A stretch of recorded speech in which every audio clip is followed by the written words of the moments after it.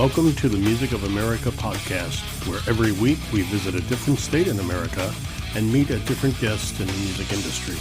Every day, Monday through Friday. We begin in Alabama and we end in Wyoming. I'm your host, Tom Pollard.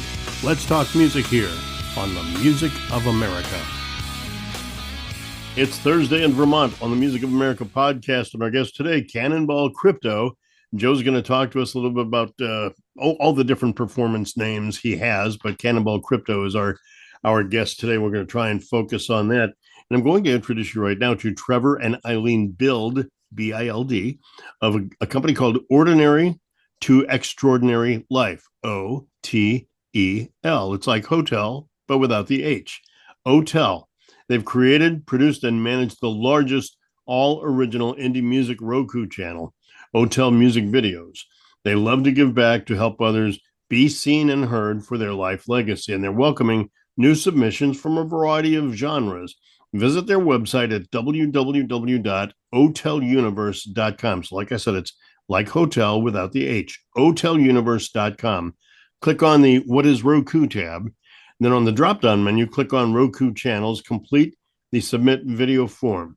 Now, Roku is seen in about 160 countries. They have a viewership of over 80 million active accounts nationwide. Again, it's Otel Universe, www.oteluniverse.com. And our guest today Cannonball Crypto.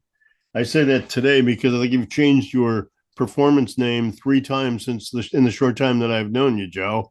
I followed different patterns. I guess it comes from I work with all different genres of music. And also I've kind of taken multi-track recording a little too far and developed like personalities for the different players of the different instruments. And I guess it just got out of hand from that.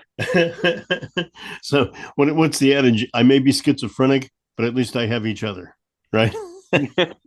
That can work for me. Yes. Yeah.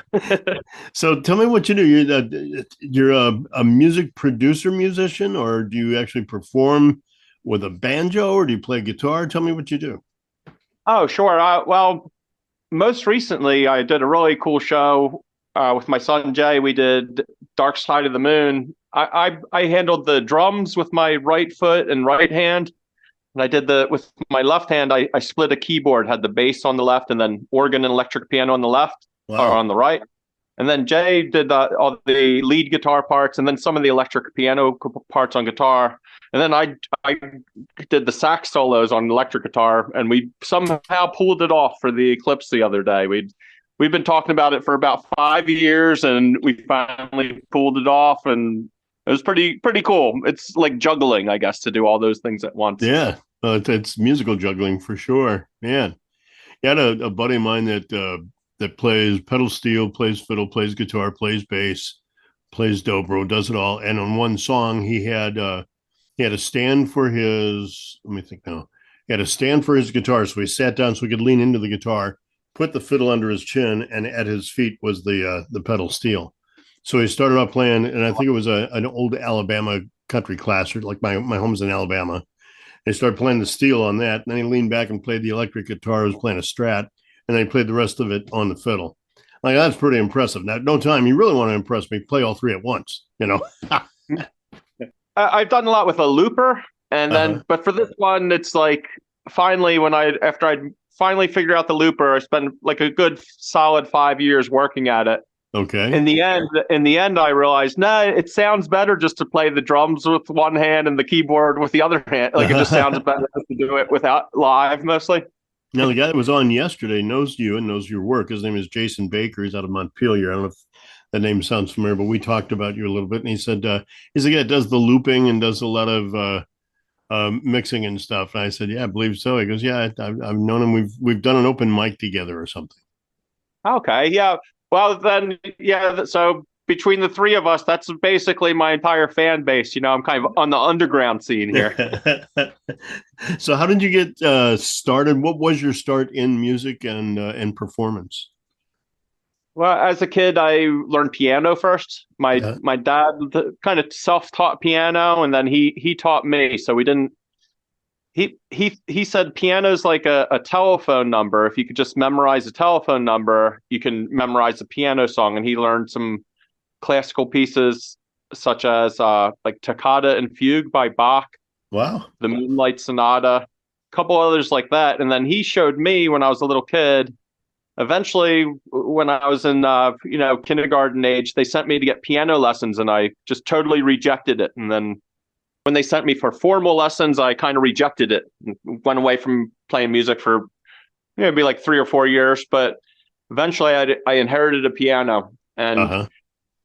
we my siblings and we had some tough times when we were young, and I know now, looking back on it, that playing the piano was a way for me to just like escape the some tough realities we faced as kids, Yeah. and I didn't realize it till now, but it's always soothed me, and it's always helped me heal, even to this day. Is that where your songwriting originated then, back when you were like finding yourself and using the vehicle of the piano as an escape mechanism? I think that came later.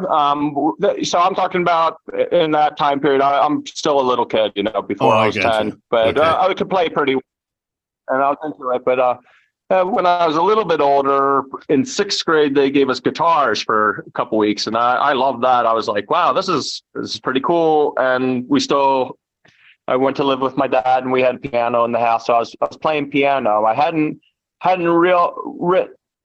there's some dispute. Either my dad says he has a song he wrote, and I say, no way, I wrote it. I have all these songs. You don't have too many other songs. But one of us, maybe it was some type of collaboration, or I copied from him. We had some kind of piano song. And I thought, okay, I need more songs. And I remember pretty clearly, I was probably like in seventh grade. It was set up at the piano, made up the second song I've got. And then there's a long lull for like 4 years or so, made another one. And I was lucky enough to get into a really good band. And the guy in the band, Dave, he was a really prolific songwriter. He wrote tons of songs. He would teach us. We would have band practice every Sunday, and mostly original music. We did a lot of recording, and he taught me about how to work a 4-track, and getting to learn to work 4-track.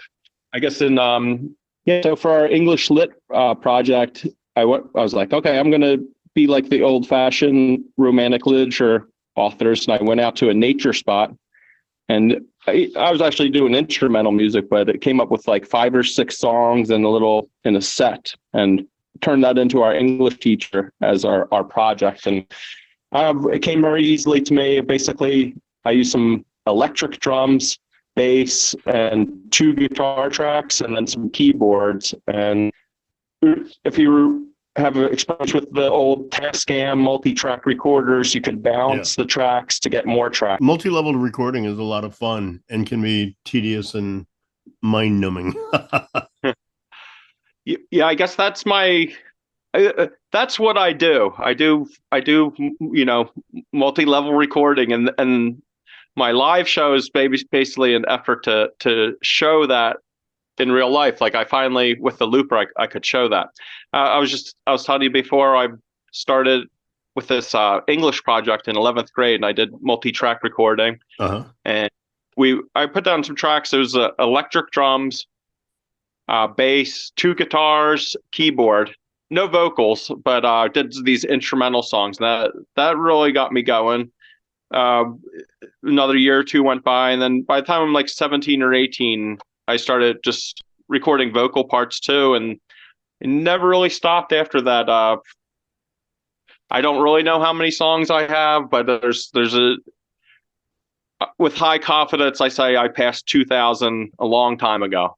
And one of the big projects I've done like this with multi-track recording, when I was 40, I'm 47 now. When I was 44, I did 44 while 44. And my goal was to record 44 albums while I was still 44. And I used some shortcuts and some tricks, but, well, I'll tell you about them.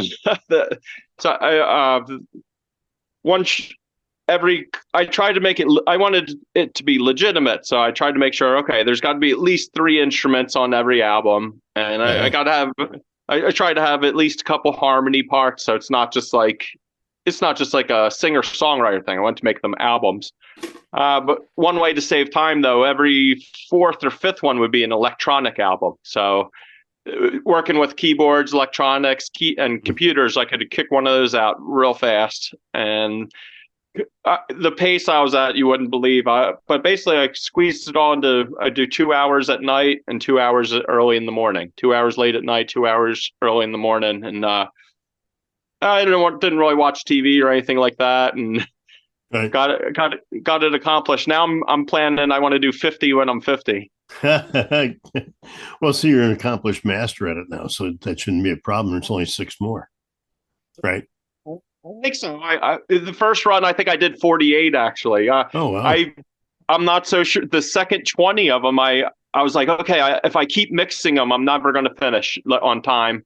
So after like the 20th one, I was like, I'm going to mix them later. And so now, a couple years have gone by. I'm going to mix them someday. I want to get to it, and they're on like chips somewhere in my.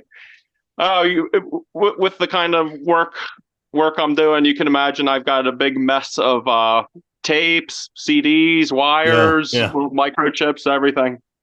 So, who are Joe Cool and Seagull Merlin? Okay.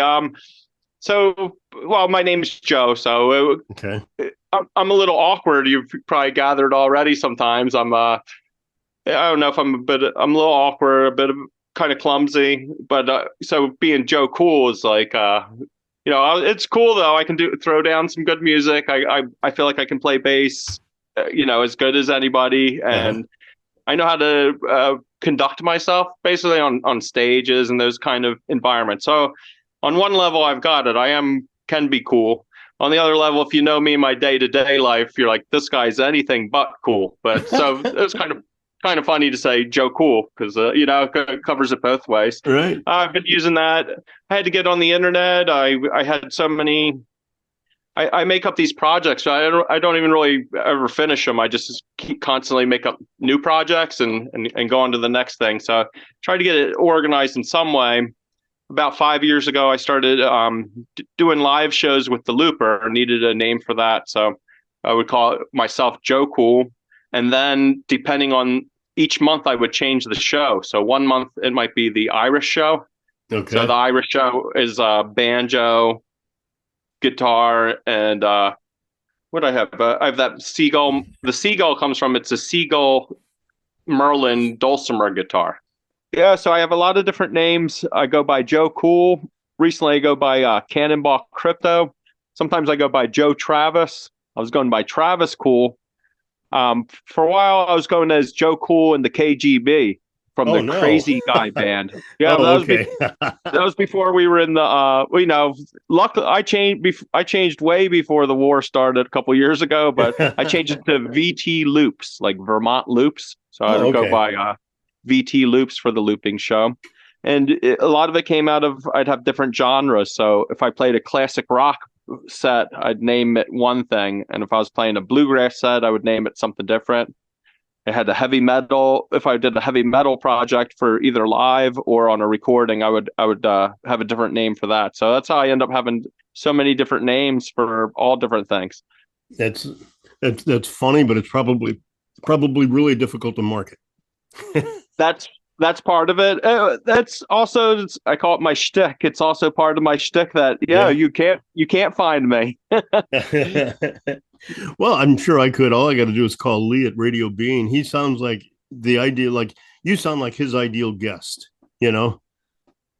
I had a good show up there one time. Yeah, I brought my I called it the KGB Little B, the Crazy Guy Bluegrass Boys, and basically, I played. It was a Looper show. I wore my suit and everything, and I have a guitar, the Merlin dulcimer guitar, banjo, and bass for that show. Amazing Grace, the Good Old Mountain Dew. Some classic bluegrass songs. Do you play on the Tuesday night honky tonks up there? No, I do like the whole thing I do on my own, basically. Like I had a show at the local art center on Sundays. I would do. We have we called it the pop-up festival. We would just pop it up like on the side of the rail trail. I don't do too much real venue stuff anymore. When I was younger, I've played at 70 venues. I've added it up. So all around the country. Out to some of the highlights be like I made to the Arcada Brewing Company out in California. Nice. Horning's Hideout up in Oregon. Horning's Hideout's where they have the String Summit, I think, for bluegrass. And some the East Coast. I've had some good ones out here. Yeah, I've had a lot of fun, a lot of interesting activities. They had a really cool the Chisholm Crow last year up at Jay Peak was bluegrass Americana music. Did you work into that at all? Because it was like bam, bam, bam, guest after guest, and I knew hardly knew any of them. I saw some of that stuff. I haven't been there for that. I go up there for a different festival. My connection with the acoustic scene, I guess we go to the Gray Fox Bluegrass Festival near Albany. Yeah, okay. And we went for 10 years as a guest, and then the last 5 or 6 years I've been volunteering, and that's a whole it's even more fun to be in the volunteer crew. Now, you sent me a whole bunch of bio information, and one of the things that stuck out of me was something about Dead Horse Shanty, and that's the first song of yours we're going to play. I think that was the one. Is that the one that's most listened to or most downloaded or something? Yeah, this is my big hit. I spent my whole life learning to play 20 instruments, and my big hit, it's an a cappella song. So, yeah. That's so funny. And this, I remember it pretty fondly. I was like standing there. My son, he's bigger than me now, but at the time I was holding him on my shoulder when I sang the tracks. And it's basically an 8-piece harmony of I found the poem and it's in the New England folklore book. No kidding. The Dead Horse Shanty. I guess you'd work your first 100 days and you weren't getting paid. They called it the dead horse that's hanging over you. And then after you're out to sea, I'm not sure about the number of days, but after you're out to sea a certain amount of time, then you cast off the dead horse and you're getting paid. Wow. So it's just a metaphor for that. It's a pretty funny song. And I guess I pretended I was on the ship with a bunch of pirates. It's kind of the multiple personality recording programs I do. That sounds so fun, and I can't wait for us to share it with the audience. So, without further ado, then Cannonball Crypto, our guest today from Morrisville, Vermont, and his first song we're going to hear is called Dead Horse Shanty. A poor old man came riding by, and we say so, and we hope so. A poor old man came riding by, oh poor old man. Says I, old man, your horse will die, and we say so, and we hope so. Says I, old man, your horse will die, oh poor old man. And if he dies, we'll tan his skin, and we say so, and we hope so. And if he don't, we'll ride him again, oh poor old man. I think I hear our old man say, and we say so, and we hope so. Give them grog for the 30th day, oh poor old man. Get up, you swine, and look for graft, and we say so, and we hope so, while we lays on and drags ye aft, oh poor old man. He's as dead as a nail in the lamp room door, and we say so, and we hope so, and he won't come worrying us no more, oh poor old man. We'll use the hair of his tail to sew our sails, and we say so, and we hope so, and the iron of his shoe to make deck nails, oh poor old man. We'll hoist him up to the foreyard arm, and we say so, and we hope so, where he won't do sailors any harm, oh poor old man. We'll drop him down when the bell will toll, and we say so, and we hope so, where the sharks will have his body, and the devil will take his soul. Oh, poor old man. Dead Horse Shanty with Cannonball Crypto here on the Music of America podcast. I'm your host, Tom Pollard from Morrisville, Vermont. We're going to hear some more from Cannonball Crypto. bass players, I want to talk to you about the bag.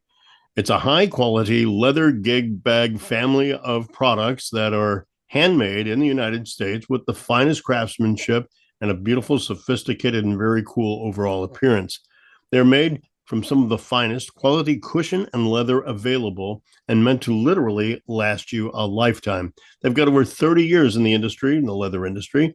Extremely proud to introduce this whole line of gig bags that are targeted to both the skilled professional as well as the fun-seeking novice. So check them out and hope that you'll love the bag as much as they do. The bag at Tony Vaughn's Bass Bags, www.tonyvaughn.com. That's Vaughn, Vaughn, or just wherever you buy gear, Musician's Friend or Sweetwater or Guitar Center. Just go and check out the bag and get a new gig bag for your bass. You're going to love it. And Tony Vaughn's a really excellent bass player. If you're ever down in Boston, check him out as well.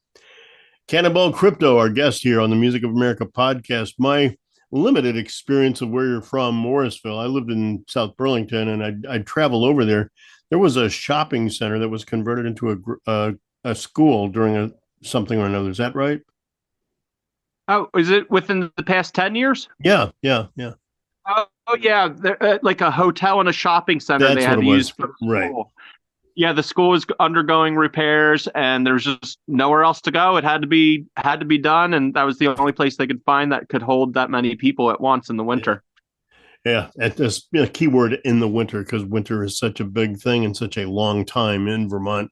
One of the things I didn't care too much about Vermont was how long the winters were, but one of the things I loved about Vermont was the winters, because I'm more of a winter guy than a summer St. Louis heat and humidity guy. Now, aside from music, Joe, do you participate in like snowboarding, skiing, cross country, any of that stuff? Any of the fun stuff you get to do in the mountains?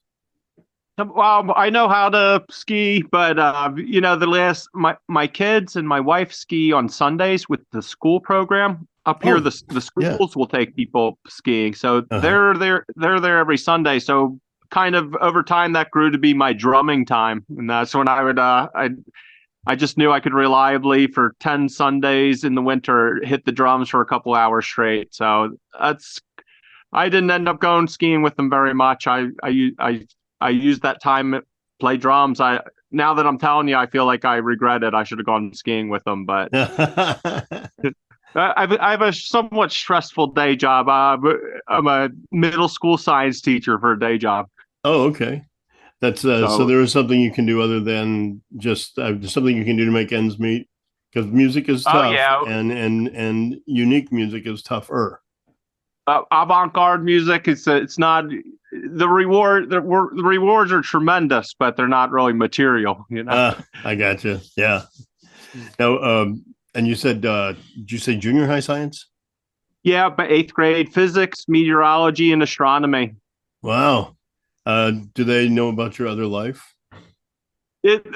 From a long time, I kept it pretty separate, but there's no separating it now. I was after school working on Wipeout for the talent show on Friday with one of the students is doing the drum solos on Wipeout. So I had to bring a guitar in for that. Playing Wipeout for these kids. Teacher's also a drummer. Yeah. Or the kids playing the drums. I'm just backing them up I'm doing the little guitar on it. Did you ever play like with a cover band in high school or anything like that, or play out and do original, like I hate to use the word normal, but the more traditional, how about that? A more traditional type of band setting? I did well. I don't know. Yes, and there's more to it though. But we were doing originals in my high school band. I was really lucky. Had really great high school band. We'd practice every Sunday, and we were good. I play the tape for people now. They can't believe we were kids. It stands the test of time. Some of the stuff, and but it was original music still, though. It did always have. We were used to call it alternative music back then, and that this was being early '90s or whatever. And yeah, we got some success like that. Even with the jazz fusion, I found some success in the right places. You know, some places we'd go to some towns. We were able to go out west. I guess I did it about 4 times, going around the country, and we'd go in one bar and it would be packed, a huge party, and then go in the next one and there's 2 people there and they hate it. You know, there's no telling what audiences will accept and which audiences would like it when you're. We would try to throw in, some traditional classic rock here and there to let them know that that's where we're coming from. I'm coming from classic rock, but yeah, it gets weird sometimes. Well, people get weird sometimes. Yeah, well, people like it sometimes. Sometimes Right. People are like really into it, and then other times they're like, "What are you doing, Joe?"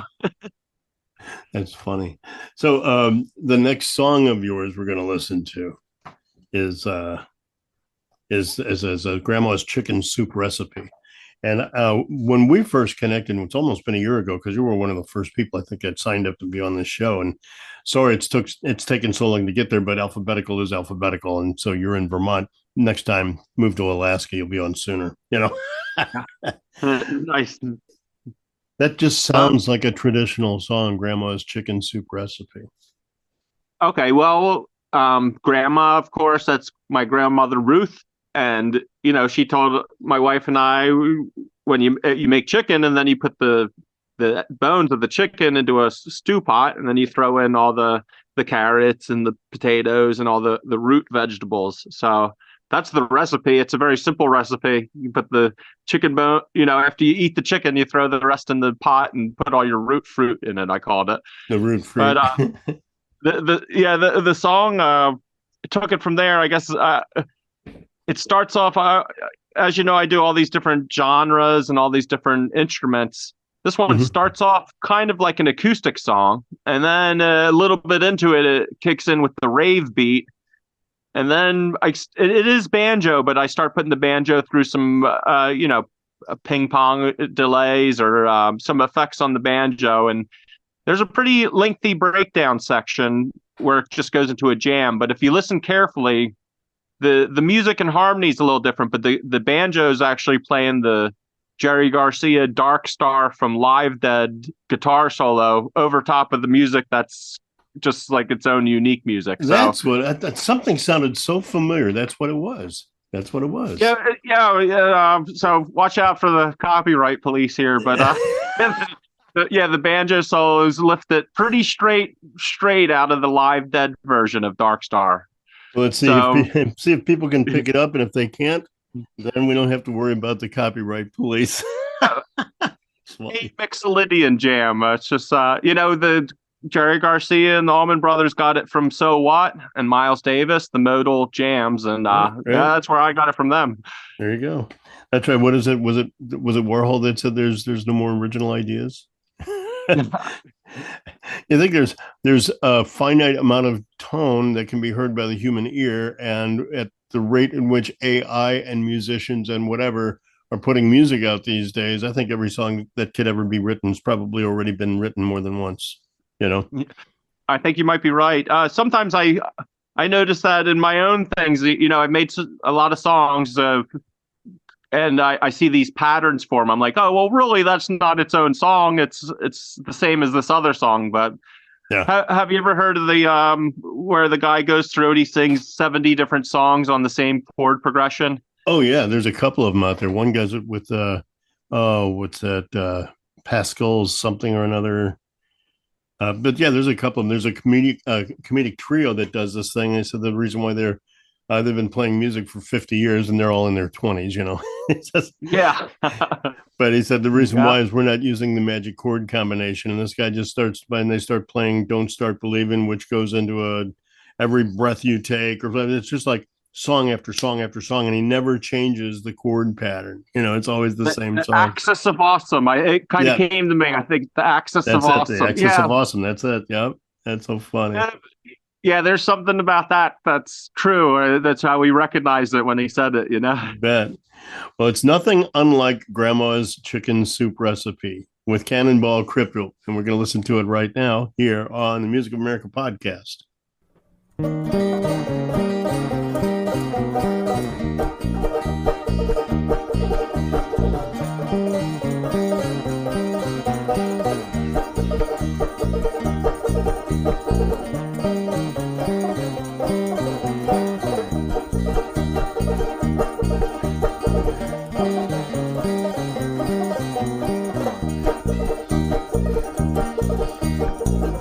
chicken bones in a pot. Move it to the stove, burning hot. Throw in noodles and what you got. Old time plan will serve a lot.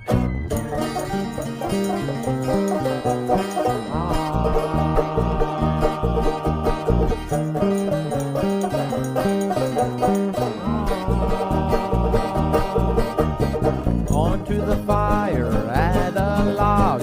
Into the clockwork, add a cog. At sunrise we were lost in the fog. Find our way out and have eggnog.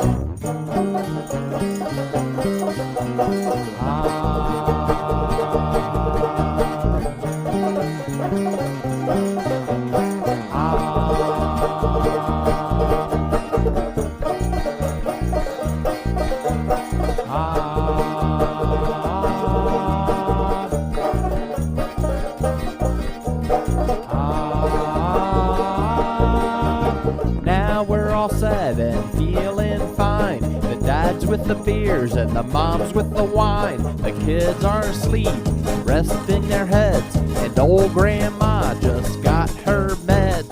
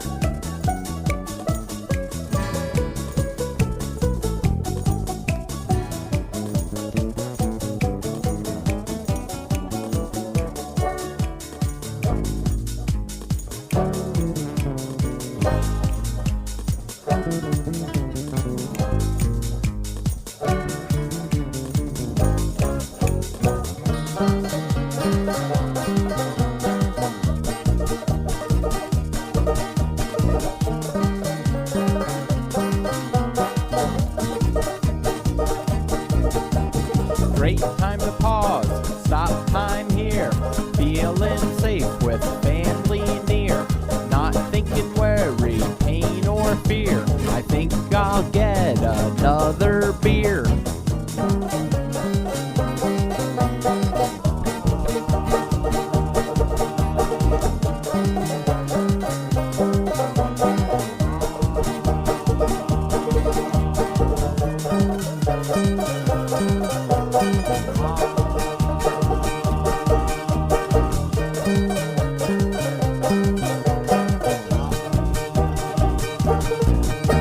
Grandma's Chicken Soup with Cannonball Crypto here on the Music of America podcast. Portsmouth Music and Arts Center, PMAC, is a nonprofit organization dedicated to building community through the arts. At PMAC, music and visual arts programs are available for ages 4 through adult, including private lessons, music ensembles, free art exhibits, events, so much more. PMAC builds pathways for education and engagement, creating a safe environment where the students of all ages can grow, excel, and achieve their full creative potential. There's a place for everyone at PMAC, Portsmouth Music and Arts Council, PMAC. Visit them today at pmaconline.org, not .com, .org, to learn more. And I love to give them a plug when I'm promoting one of the northeastern states, Maine, New Hampshire, Massachusetts, Vermont, because it's a good nonprofit. And yeah, have you played at Portsmouth before, Joe? No, I've only just briefly went through it last summer. I Okay. don't get up to that part of Maine very often. This New Yeah, a Hampshire, little bit but out of my territory. We played the Wizards Peace Jam in Norwich Walk, Maine, but that was fun. kind of like the edge of our territory. How fun. Oh, So it's unforgettable. Yeah, I don't know whatever happened to the Wizard and his Peace Jam, but I don't know if you've seen. I have a lot of experience with these really small niche festivals that mhm. a couple hundred people hear about, and no one else in the world has ever heard of them. I've had some really good experiences with those. When I first moved to Vermont about, I want to say 9 years ago, probably 9 years ago, there was a thing. It wasn't Chisholm Crow, but it was some other festival. It was up in, I wanted to say Groton, but it's not Groton. Glover. It was up in South Glover.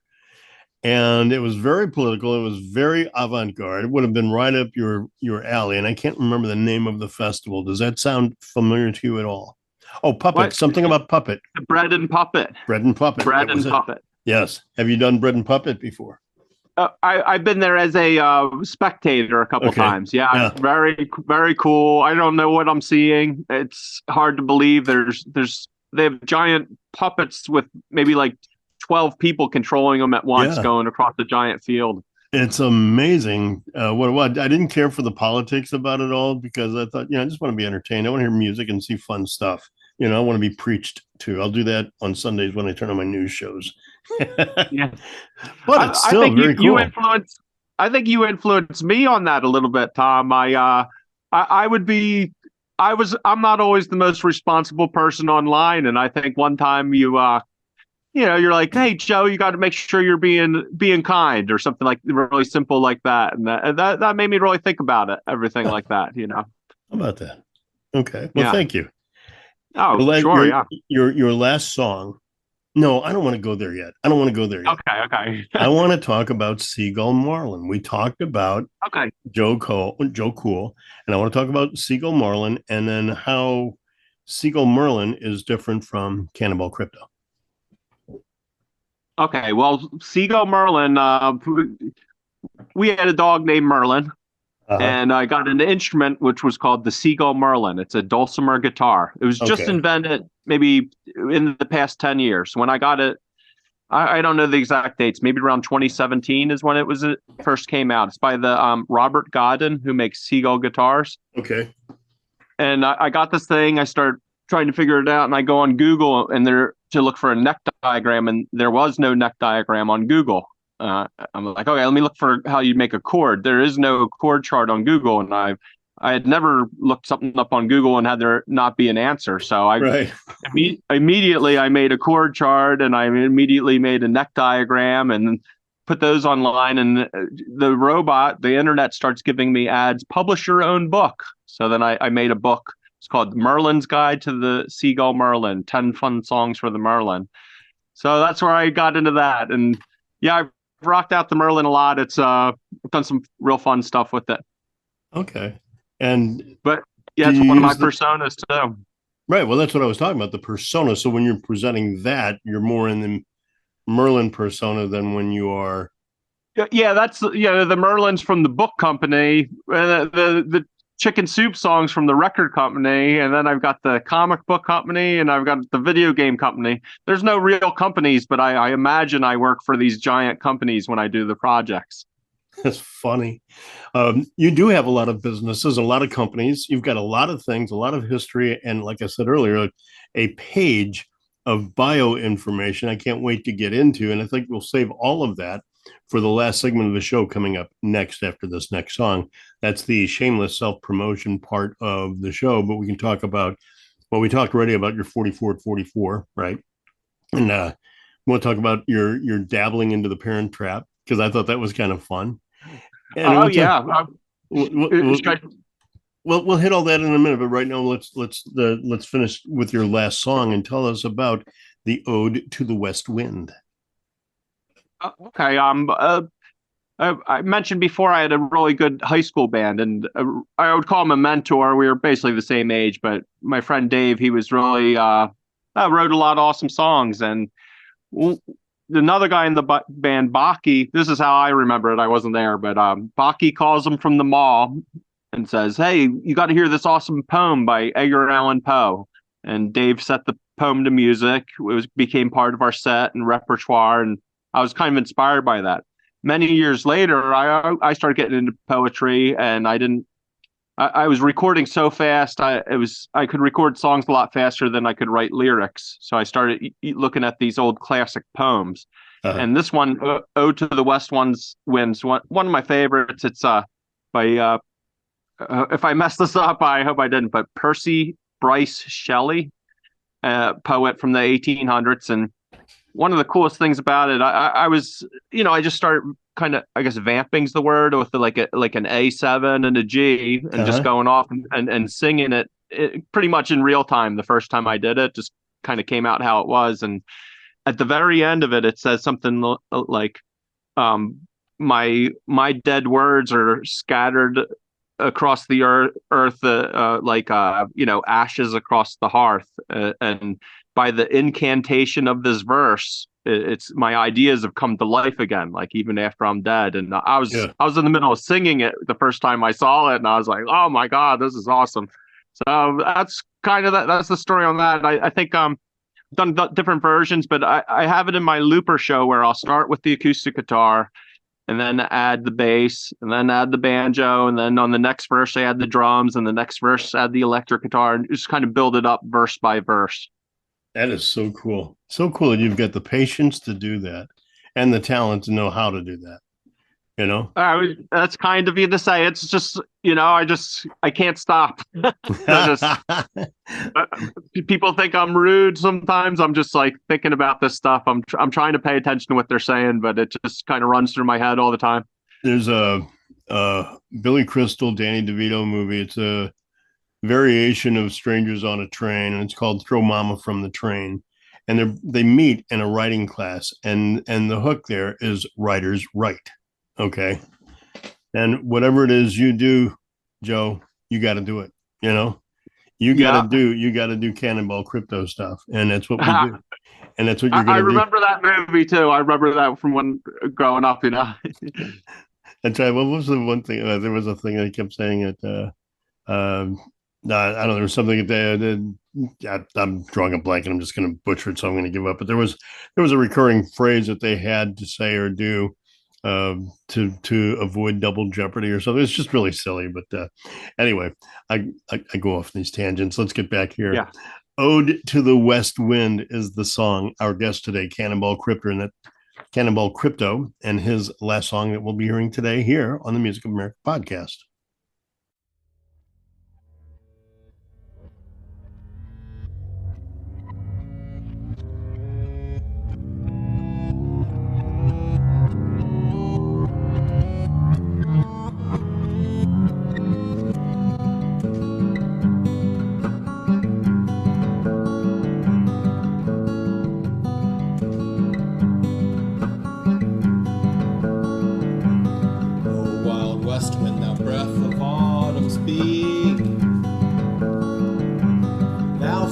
Unseen presence, the leaves dead are driven like ghosts from an enchanter fleeing. Yellow and black and pale and hectic red, pestilence-stricken multitudes, O thou, who chariotest to their dark wintry bed. Winged seeds where they lie cold and low, each like a corpse within its grave, until thine azure sister of the spring shall blow her clarion over the dreaming earth and fill, driving sweet buds like flocks to feed in air, with living hues and odors plain and hill. Wild spirit which art moving everywhere, destroyer and preserver, here, oh here.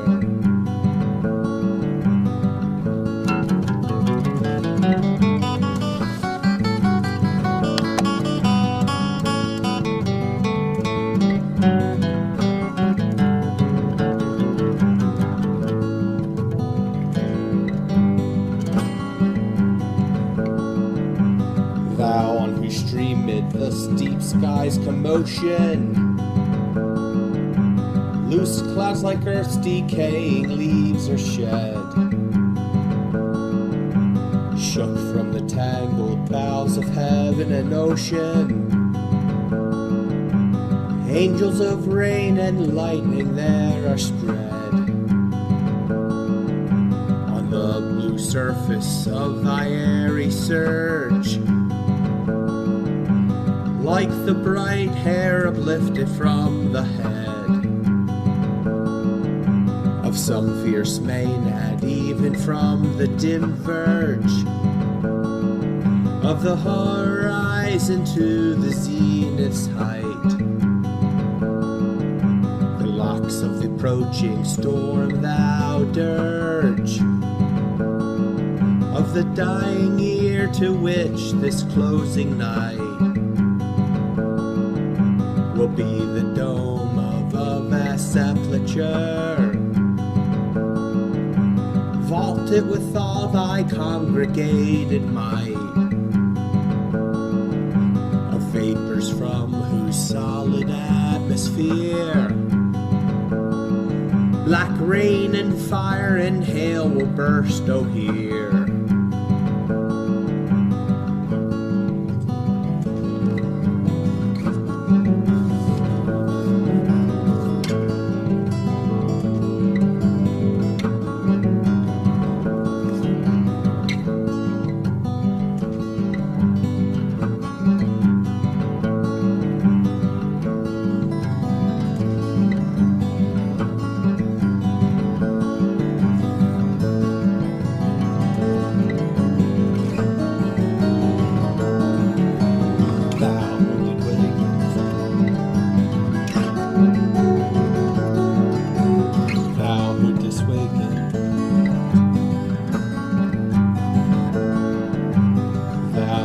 Wakened from his somber dreams,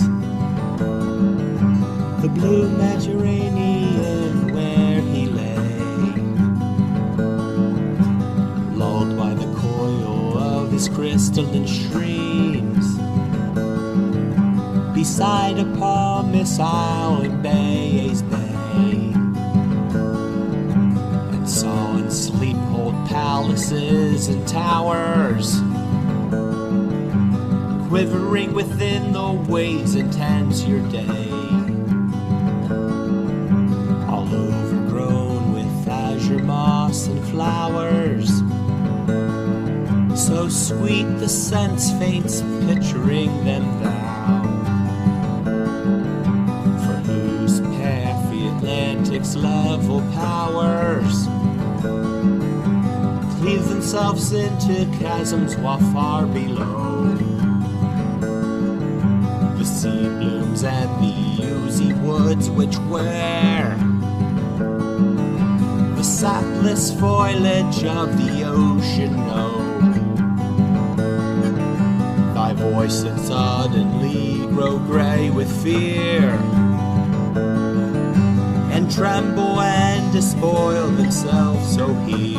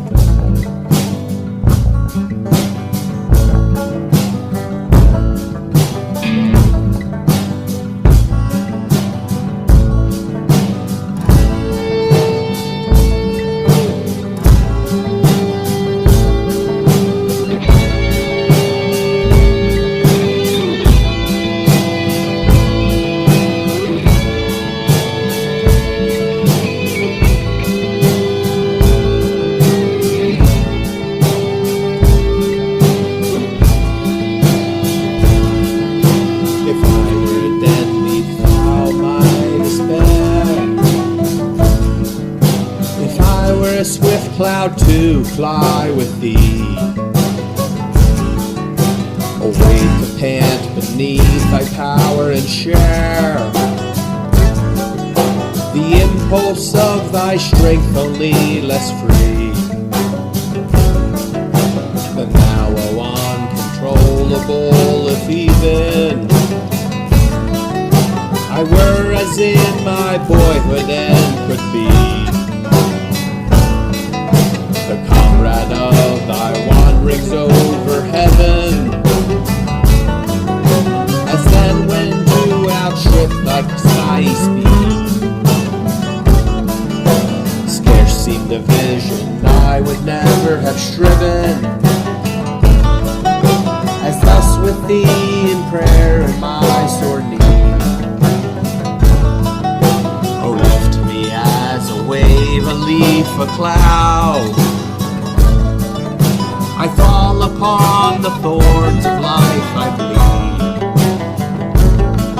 A heavy weight of ours is chained and bound,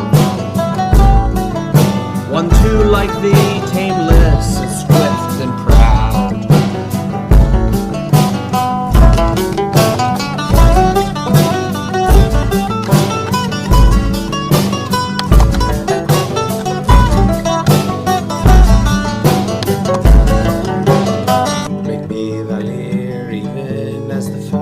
Is.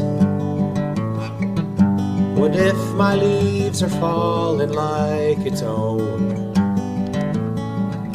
The tumbling of thy mighty harmonies will take from both a deep autumnal tone. Sweet though in sadness be thy spirit fierce, my spirit be thou me, impetuous one. Drive my dead thoughts over the universe, like withered leaves to quicken a new birth. And by the incantation of this verse, scatter us from an unextinguished hearth. Ashes and sparks, my words among humankind, be through my lips to an unawakened earth the trumpet of a prophecy, a wind. If winter comes, can spring be far behind?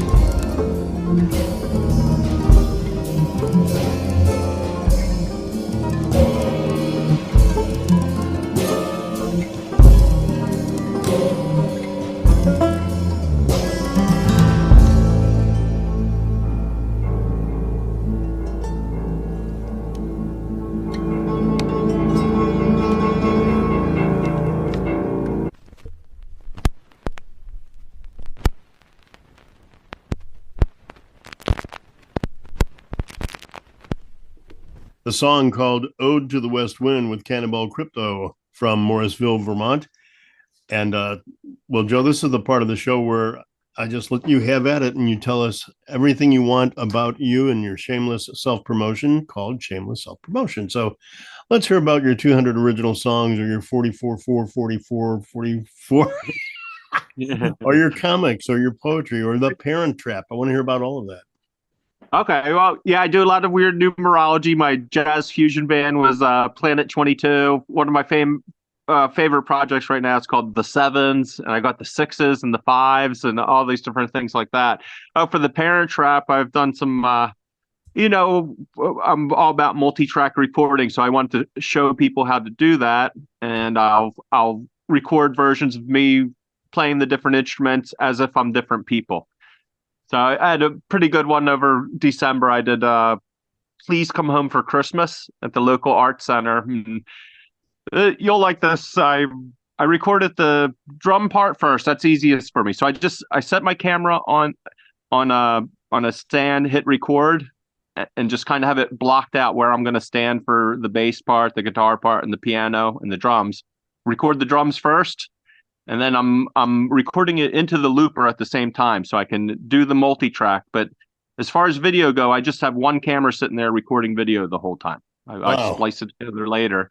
And so I'll run through the drums, jump up, run through the piano part, jump up, do the bass part. And then in this case, for this Christmas one, I got in my car, rode home real quick, shaved, and then rode back to the place. And then I did the last guitar part. So if you watch the video, the guy that like introduces the video has a huge long beard, and the guy that shuts it off at the end has no beard at all.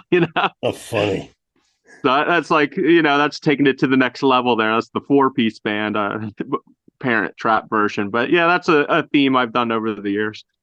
And where can we find you? Because you said earlier you're hard to find. Where do we find you and find your music and find your art and find your talent and support you?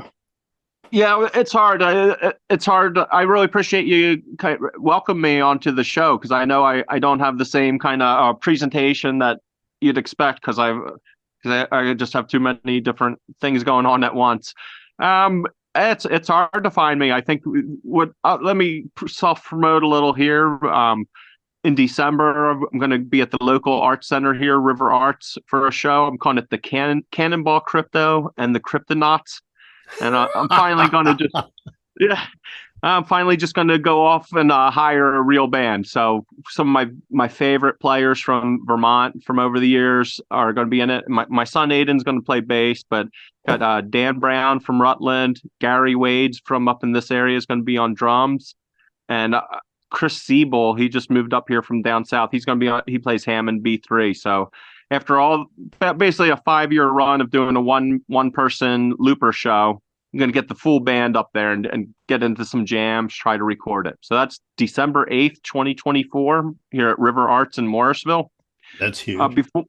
And I'm going backwards in time, but then in November, I'm hoping to put out my video game on Steam. So if any of the listeners are into Steam or basically Microsoft video games, putting out a game. It's called Besit, BS''SST, Besit. I named it after like the Egyptian god of cats. Oh, wow. And it's just another one of these examples, Tom. What's the most unmemorable way I could name something I want people to remember, you know? You could give it a series of meaningless letters, numbers, and an ampersand thrown in there. Yeah, so that's Besit the game. It's pretty cool. I'm making a video game of it. Before that, I made a tabletop board game of it. Like just my kids and I played it. Yeah. But it's coming out. You mentioned, or you heard, I told you about the poetry comics. So about a year ago, I got this idea. Well, I'd made a couple books, made a music book. I had this idea. Well, what if I made some poetry books? I'm really into poetry. I like the classical poetry. I was lucky enough to host like a poetry night at our local library a couple times. And I've got all these songs and poems, and some of them are epic poems. So now this is maybe offensive to some people, but I'm using artificial intelligence art. So I take my poems I write, and then I put artificial intelligence art with it. And I'm publishing those as comic books, I call them. So they're just like 24-page books with wild artwork. For some of the topics, like one is the Marco Polo epic poem. So it's basically, I'd made an album. It was like Hamilton for Marco Polo. Oh, wow. Like basically 9 songs, each one an act, as if it was a 3-act musical or play. Yeah. But made that into a comic book form about Marco Polo. Then it starts getting into sci-fi. I have a sci-fi play in there. And then Marco Polo comes back to help save Abraham Lincoln from the robot assassin. You know, it starts off normal, and then the longer you stick with it, the weirder it gets, you know? You need a roadmap and a seeing-eyed dog just to follow some of your creations, man. But that's what makes it so cool, you know? That's how I got the video game. I was like, what if I drew a map of all these different places and all these poems and songs? And I drew the map, and I'm like, okay, well, we could run from one of the places to the other. And yeah, I do have that place-based theme. But I've got something on Amazon right now. It's called, I would look for a Cannonball Crypto on Amazon.com, and it's a book called Song 99. That's basically that's a good place to look. That's one of these poetry comics. The first year I kind of self-published them, but now I'm selling out and just putting them on Amazon because it took away some of the big hassles for me. As you can tell, I got a lot of things going on at once. I'm always looking for the fast and easy way to do stuff. Right. But you got so much going on, dude. It's so much, so much fun. I can't keep track of it really. I'm trying putting it in the video games actually helping me keep track of it. So now I've got it all down. There's 7 worlds, and it's got to fit in one of them. If it's Irish bluegrass, that goes in world 6 where the forest is, and if it's heavy metal, that's in the city or something, you know. That's funny. Well, Joe, this interview was. And people don't know about the other things that were going on, but we had some technical issues. I had a spasm that happened during this interview. This is pretty much what I expected this interview to be like. Yep. It came out great at the end. We had to work for it, but we got here to the end, we were successful. I can't thank you enough. I've been so excited to talk to you for like a year, and especially this week and today. I kept telling my family about it over and over again. Really excited. Thank you so much. Thank you so much for coming on the show. And I'll be back in Vermont this summer. I'm sure we'll find you somewhere, and you know how to reach me. So stay in touch. All right. For sure. That sounds awesome, Tom. Thank you. Great. All right. Cannonball Crypto, our guest here. Up next, 3-time Blues Music Award nominee for the Best Soul Blues album, Dave Keller from Montpelier, wraps up our visit to Vermont. And join us here for it tomorrow here on the Music of America podcast. You've been listening to the Music of America podcast. If you like today's show, please go to the website at www.musicofamericapod.com or our Music of America podcast Facebook page. Like us and follow the show and episodes. We tally the votes of all our shows, and the most listened to shows will be rebroadcast on our best of shows at the end of the season. I look forward to having you with us again and listening to the music of America.